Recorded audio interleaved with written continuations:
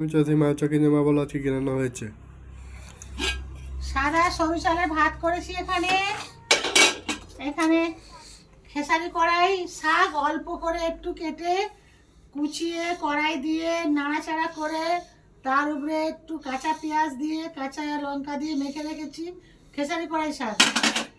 আলু উচ্ছে ভাজা করেছি, নুন হলুদ মেখে রেখে দিছিলাম।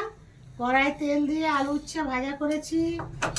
এখানে লাউ শাক, আলু পিঁপে বেগুন বড়ি দিয়ে লাউ শাক দিয়ে একটু রসা রসা মতো করেছি। এই দেখুন, একটু বেশ ঝোল ঝোল রেখেছি। বড়িগুলো ভেজে তুলে রেখে দিয়েছিলাম কড়াই তেল দিয়ে।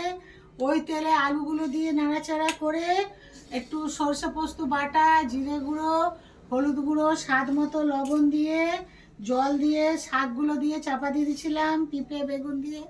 তারপরে লাবিয়ে কড়াই তেল দিয়ে লঙ্কা পাঁচফোড়ন ছিঁড়ে দিয়ে সবজিগুলো ঢেলে দিয়েছিলাম। লাউ শাকের একটু রসা রসা মতো করেছি আজকে। আর এখানে ছেলে খাবে ডিমের অমলেট, একটা ডিমের অমলেট হবে এখানে। আর এখানে তো পেঁয়াজ কাঁচা লঙ্কা আছে।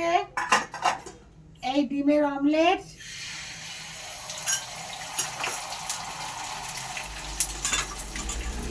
দেখেছেন বন্ধুরা, লাউ শাক একদম রসা রসা, একদম গাছের নিয়ে আসা হয়েছিল। আর এই ডিমের অমলেট হচ্ছে। ছেলেটা তো মাছ ভালো খেতে চায় না, ডিম খাবে। এই